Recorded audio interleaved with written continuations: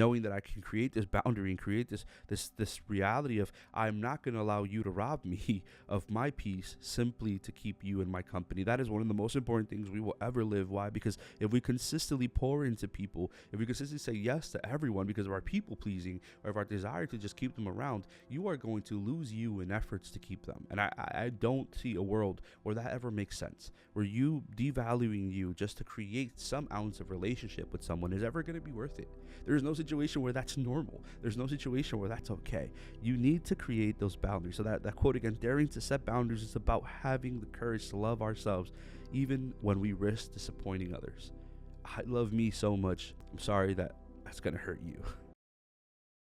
What you're willing to accept from people is what they'll continue to offer. And what I mean by that is that if you allow people to continue to serve you the least or the little or just give you what's convenient to them, they'll continue to just give you that. Why? Because they think and they know that they're going to get away with it. You have conditioned them to believing that your self-worth is only based on what they're willing to offer you. And I need you to create those boundaries. We'll talk about boundaries and all those important things and how to actually make them. But this is the truth, that the reason so many people are struggling with their value is because they've created their value or attached their value to the dependence of other people. So what other people say about you or make you feel, and sometimes not your fault, right? There's things that are triggered to our youth and how we grew up and our parents, all these things. But I need you to understand that your value is not dependent on what people are willing to offer, but on what you are. Like, there are cheap people in this world that continue to try to rob you of things because it's easy for them to do it. That's not who you are. Your value is not based on those people. And the truth is that knowing your value is actually one of the most important things you'll ever do, because statistics show that 40% of people are more successful when they have self-worth for value, when they understand that they're likely more successful to achieving or reaching their goals. And the reality is, knowing your value, it's more than just demanding things from people in relationships or in partnerships or in anything in our lives, but it's actually being able to achieve your goal. And this is the hugest thing, because it makes sense. Think about it. If you authentically believe in you, if you have self-worth, if you know that you're worth more, you're not going to settle for certain things. But not only that, you're going to believe in yourself so much more. And there's this cognitive bias that happens, that we don't allow ourselves to do things because we are attaching our value to either how good we do them or how people see us in that. And I need you to understand that even if you fail, and this is what people who have self-value and self-worth really know, that even if you fail, it doesn't matter, right? Because your value isn't dictated on how good you are. It's dictated on who you are. It's dictated on what you're already made for. And a lot of people have been struggling with value because, again, we've attached it to people. We have attached it to things. We have attached it to certain objects in our life that we think are of that powerful nature that control everything else. So knowing your value actually helps you be more successful. I just had to get that one out of there before we dive into the rest of this stuff, because you need to understand that self-worth and self-value is what's going to be the difference between successful careers, successful goals, successful dreams, and failure. The fact that you are doing these things or making these things happen, or the fact that you just are giving up, because that's really at the core of what it is. So knowing your self-value is actually going to make you better in everything else.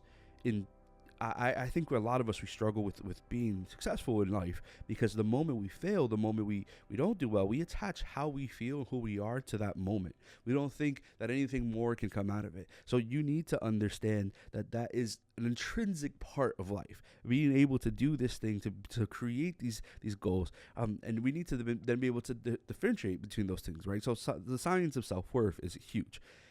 It's understanding that there's a huge difference between self-esteem and self-worth. And I get it. This is very confusing because those things sound very close, but this is what psychologists define it as. Psychologists define self-worth as the belief that you are inherently valuable, no matter your achievements or failures. This mindset protects you from external validation traps. So the reality is that you are important. You have value despite things. Despite anything else, despite how you've been treated, despite how people have talked to you, despite what people have walked away from you or left you or hurt you, despite those things, that your self-worth is not based on them, it's based on you. And it's the reality of who we are. There's a Dr. Kristen Neff, who I quote very often. It has this whole study on self-compassion, and it says, self-compassion shows that valuing oneself improves the mental health and reduces anxiety. And it just makes sense. Like, think about it for a second. If you know who you are and know what you're worth, you're not going to sit and dwell on things. Will you have anxiety? Will you have anxious moments? Sure, because that's part of the human nature. That's part of who you are.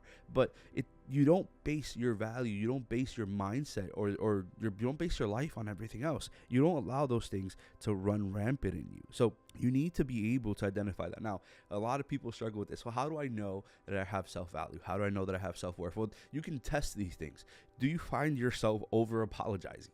Like, do you find yourself saying sorry for everything? And I don't mean you're not remorseful or, you don't feel bad for situations, you don't feel sorry for, because you should, right? When you were wrong, admit you're wrong and grow from it. And that's actually a sign of self-worth, when you can identify that you did something wrong and you were wrong in that situation. But do you find yourself being wrong in everything, apologizing for how people are acting or feeling? Or do you find yourself saying, hey, I'm sorry for this, or is sorry your first response, even if it's not your responsibility to be sorry? Is that the first thing you do? And this also ties into the same thing that we can look at this.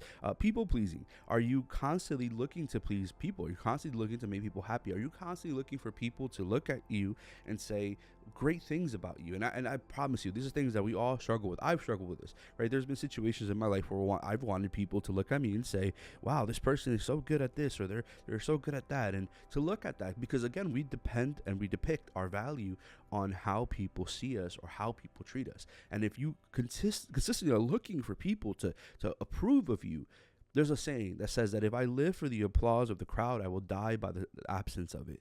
If you are looking for people to approve of you or love you or glorify you or give you all these things, I promise you that you will attach your value to that. And the moment that they don't give you those things, then your value is gone. And you've created this gap between you and what you're actually worth, because now you're, again, depending who you're worth on what people say. So are you constantly people pleasing? So are you constantly apologizing? Are you constantly people pleasing? And are you constantly looking at what people are saying about you and making that the catalyst is how you measure away yourself?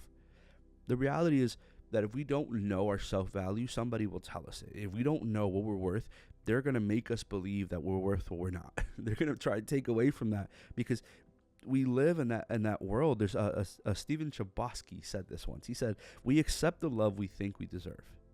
And if we think that we deserve mediocre love, or we've been conditioned to settle for love that is contingent on certain things that we do or act, or it's only based on seasons, and the reality is that we're going to consistently let people rob us of authentic love for this imitation version of it, this version of it that's dependent on what I do and how good I do it, and not based on just simply being present. And I see that so often with friendships, right? We see that very common, again, all relationships, because I know where some people are going to equate this to the romantic relationships or to the platonic relationships or to their work environment, all these things. And these are all important ways, because again, this is how you see it and how you need it right now. But I see it very often with friendships, with that type of relationship, because what happens is that a lot of times people attach our value, or we attach value to people based on what they can do for us. And that's not an authentic friendship. That is not authentic love.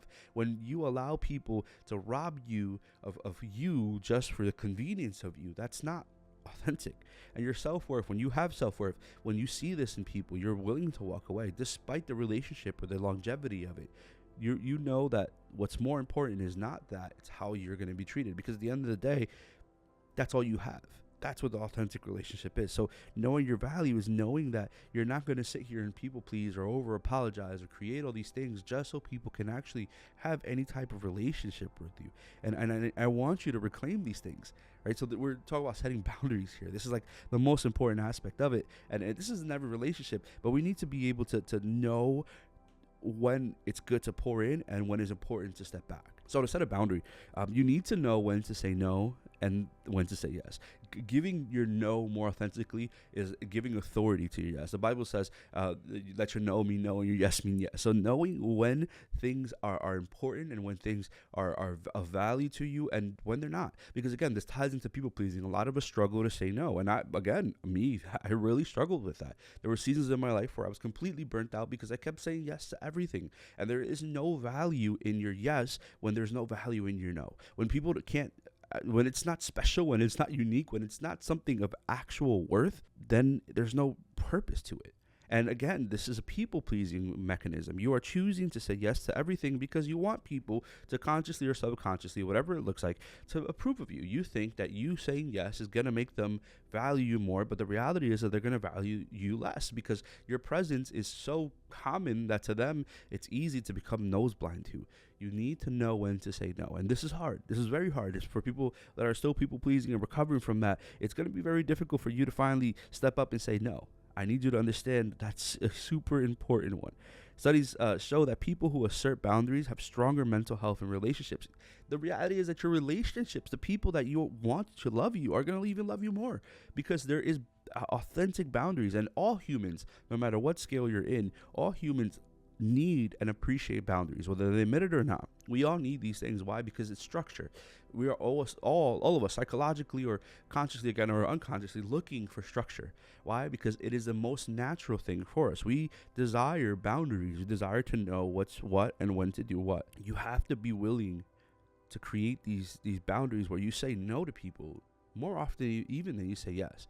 And this might be a practice thing for you. Just go out there and just say no.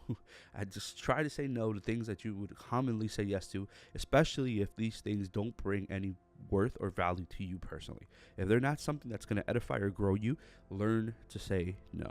Brene Brown said this once. He said, daring to set boundaries is about having the courage to love ourselves, even when we risk disappointing others. Knowing that I love me so much that I won't allow you to rob me of me is one of the biggest things you will ever do. Knowing that I can create this boundary and create this reality of I'm not going to allow you to rob me of my peace simply to keep you in my company. That is one of the most important things we will ever live. Why? Because if we consistently pour into people, if we consistently say yes to everyone because of our people pleasing or of our desire to just keep them around, you are going to lose you in efforts to keep them. And I don't see a world where that ever makes sense, where you devaluing you just to create some ounce of relationship with someone is ever going to be worth it.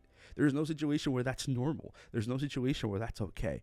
You need to create those boundaries. So that quote again, daring to set boundaries is about having the courage to love ourselves even when we risk disappointing others. I love me so much. I'm sorry that that's going to hurt you. So we need to be able to identify that. Neuroplasticity, you're going to hear this often, right? The neuroscience proves that repeating affirmations like I am worthy strengthens our neural pathways tied to self-belief. This is the truth, that there is this bias that we build in our minds and in our brains that comes from that's literally a tangible thing. Your brain is always creating these neural pathways, and as it works, it creates this relationship and connection to self that you are able to really believe and authentically live in that. But again, the same way that you have to create, you also have to destroy. So there are neural pathways that you have in your brain right now that are the opposite, that you have been conditioned for so long to hate and to just go into that and to say the opposite of what you're actually worth, that those are things that you need to speak against. So it takes a lot more work to build healthy pathways than it does negative pathways. Why? Because negative pathways are almost with the current. They're simple, they're easy. Why? You hear it so often around you, so your brain is going to adapt those a lot easier than it would the positive. So how do you combat that? How do you actually create healthy pathways in your brain? How do you create the self-worth of you hearing it? You're going to have to say it a lot. Every time you hear a negative thought in your brain, every time someone says something negative to you, anytime something of that nature comes up, I need you to say the positive thing 3 or 4 times more than the negative time you heard it. So if in your brain you're hearing I suck, or I can't do this, or I'm not worth it, I need you to tell yourself I'm worth it, I'm good, I have talents, I'm gifted. I need you to repeat those things to yourself over and over and over again for you to believe it. Science actually shows us that the most successful people are people we would consider delusional. Like, are people that believe so deeply and so immensely in themselves that they speak so well about themselves that they believe it. So much so that it becomes a part of their life. It's not just a thing that I say to me, it's a lifestyle that I'm living. Your self-worth is always going to be dependent on what you do and how you are. And the more you repeat it and the more you believe it, the easier that thing becomes. So we need to create that resilience in us. And ultimately, it's a ripple effect. The more you do this, the better you become at just naturally flowing with it. When you know your self-worth, you inspire others to see theirs. Like it's something that just naturally ripples around, because when people see people who love themselves, they think, whoa, I could do that too. Even if it's not, again, subconscious or consciously, there are certain things that we absorb and we believe because it just dives into our brain, into our psyche. You give other people the permission to be themselves, to be open, to be real. And ultimately, our last point is build self-worth today. So what I want you to do is again, that ripple effect and how you inspire other people. Is if you got to this far, I think there's something that you're working on, something you're growing through. So I'm going to challenge you in the very comment section. I want you to write 3 things you love about yourself, 3 things that you might find hard to love about yourself, things that you are grateful for about yourself, whatever that might look like. And this inspires other people to see these things and say, wait, me too. Like, I can be there. Because the reality is that you are ultimately making yourself better so that we can make other people better. We make ourselves the best version of us so that we can help and push other people to be the best version of them. And it doesn't mean that you're perfect. I'm far from perfect. But there's a constant strive to want to be better. Today can't look like yesterday. Because if it does, then you haven't done anything. There has to be some, even the slightest, smallest, what you would consider insignificant in this moment type of change. That change ripples into something so much bigger and so much better, because today doesn't look like yesterday and the day after doesn't look like either day. It's just better and better and better. So you are inspiration to other people, because you becoming the best version of you is going to inspire other people to believe that they can too. That's really it. Your self-worth is not dependent on what people say or don't say or believe or don't believe about you. It's dependent on who you actually are. And that's at its core all that matters. That your self-worth is who you are, what you were made for. And at the end of the day, not what anyone else says. You're made for so much more.